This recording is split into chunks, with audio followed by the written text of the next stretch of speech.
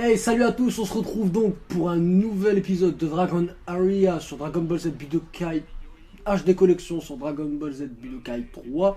Alors, cette fois-ci, on s'intéresse plutôt à un personnage que je n'apprécie pas énormément. Je vous cache pas, je l'apprécie pas énormément dans le sens où, je sais pas, c'est pas mon style de personnage, honnêtement. Il y a mieux, je pense qu'il y a mieux. Mais on va parler un petit peu du personnage. Alors, voilà, donc c'est Omega Shenron. Donc, issu de la saga Dragon Ball GT, qui je rappelle, a été qualifié par Akira Toriyama, l'auteur de Dragon Ball, comme une histoire parallèle, hein, et donc pas forcément une suite directe à la fin de Dragon Ball Z. Mais je veux dire, enfin voilà quoi, je veux dire quand même, on peut dire que Dragon Ball GT est une véritable suite à DBZ dans le sens où Boo est mort, Sangoku a bien sa transformation en Super Saiyan 3, enfin voilà, il y a vraiment vraiment tout est là pour qu'on puisse le qualifier de suite directe Dragon Ball Z, voilà.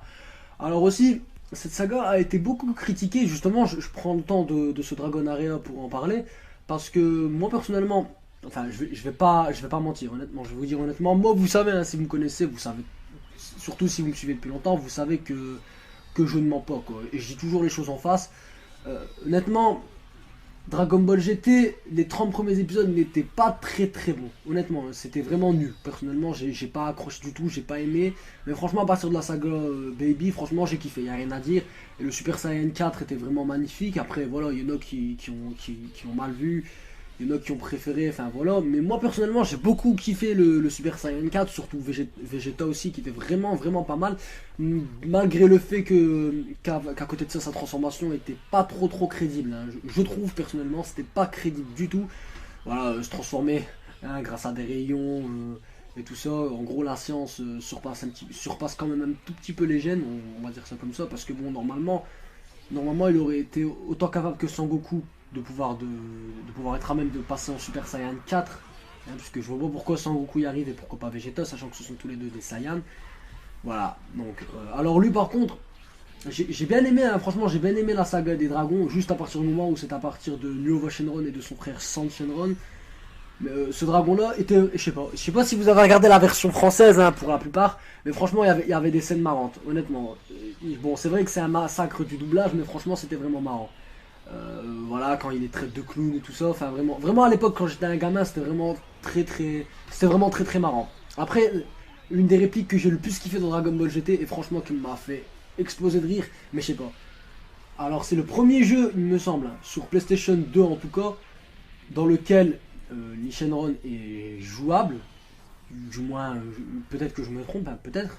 Parce que bon, Dragon Ball c'est pas non plus né en 2014 ou même voilà quoi, c'est plus trop d'actualité, hein, vous comprenez ce que je veux dire.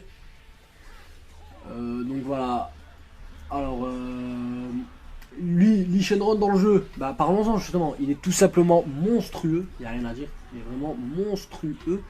Dans le sens où bah, c'est le personnage le plus cheaté du jeu. Et oui, le personnage le plus cheaté du jeu. Pourquoi? Bah tout simplement à cause du fait qu'il a son énergie, enfin son ki quoi, au max, dès le début du combat. Donc il y avait une astuce, hein, pour ceux qui s'en rappellent, pour pouvoir gagner les championnats du monde beaucoup plus facilement. C'était de prendre Lee Shenron justement, d'aller en mode championnat du monde avec la fameuse capsule étincelle, dernier niveau pour pouvoir gagner 250 000 ennemis, il me semble, en un seul tournoi. Et en 5 minutes, vous les aviez. C'était vraiment une technique cheatée quoi, hein. En 5 minutes, vous pouvez avoir beaucoup d'ennemis. Alors aussi, je tenais quand même à le dire, donc la plupart, hein, des personnages dans le jeu, comme par exemple Trunks, hein, Trunks petit, Lee Shenron justement il est dedans, mais vous avez aussi d'autres personnages dont les combos cancel ne marchent que de dos. Ça veut dire que là par exemple, pour le petit combo dans lequel je fais toujours le side step, le fameux side step sur le côté, bah, je ne peux pas le placer si je suis pas si je suis pas dans le dos de l'adversaire. Donc ça me passe que dans le dos de l'adversaire. Donc forcément, bah, ça c'est bien parce que grâce à ça, bah, on apprend en même temps à toujours canceller avec un sidestep. Donc du coup, quand on se mettra à d'autres personnages du genre Trunks ou je sais pas, peu importe, bah, ce sera plus facile de canceller parce que on aura cette habitude de placer dans le dos de notre adversaire entre deux cancels. Donc voilà. Alors Il y a aussi le fait, aussi au niveau des combos, parlons un petit peu du gameplay de Lee Shenron, bah, il a le fait que son tonnerre du dragon peut être gardé éternellement. À moins bien sûr que vous n'ayez un stunt ou que vous tombez.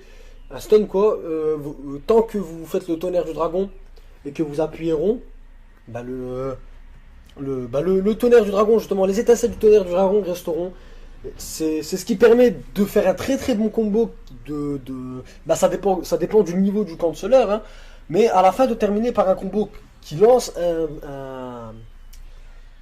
un tonnerre du dragon justement et qui termine par une tornade et ça fait vraiment vraiment beaucoup beaucoup de dégâts.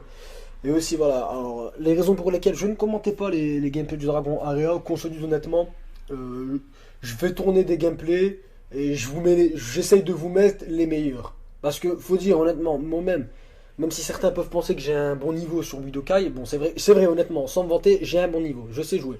Mais je ne suis pas non plus un PGM de malade quoi, je suis pas non plus un joueur de malade. Il m'arrive de beaucoup fail, je vous rassure, il m'arrive de beaucoup fail.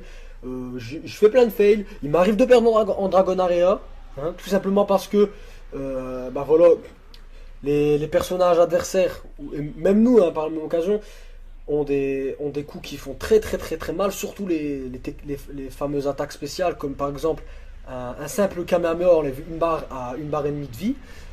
Mais vraiment, ce qui est vraiment dur dans le mode Dragon Area, et c'est pour moi la seule réelle difficulté de ce mode, bah, c'est tout simplement que vous ne pouvez pas savoir quand votre adversaire va se téléporter dans votre dos.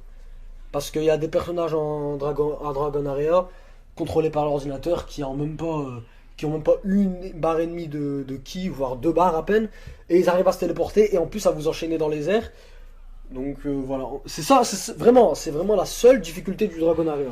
Mais bon, comme vous le devez le savoir, avoir de la difficulté du challenge c'est toujours bien. C'est pas bien de toujours avoir les choses facilement, parce qu'au final on peut pas savourer. Plus un truc est dur à faire et plus on y arrive à le faire, bah plus on sera satisfait, c'est logique. C'est logique. Voilà.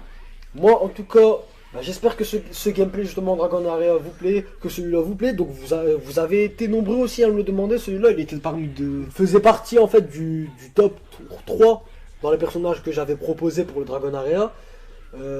Bon, lui aussi, hein, Lee Shenron est très très très très très très très très très bon pour le cancel. Vraiment, il fait partie d'un des top personnages pour le cancel. Ça c'est clair. Les canceleurs pourront vous le confirmer. Donc voilà, donc je me suis dit, allez, je vais faire plaisir à mes abonnés, je vois qu'ils en veulent avec Lee Shenron, bah je vais leur en donner. Puis voilà, je sais pas quel personnage je ferai après, je sais pas encore vraiment, on verra bien, ce sera une surprise justement par la même occasion. Voilà, alors bah écoutez, voilà, sur ce petit commentaire, moi je vais vous laisser, j'espère que vous apprécierez le reste du gameplay. Voilà, allez, salut à tous, ciao.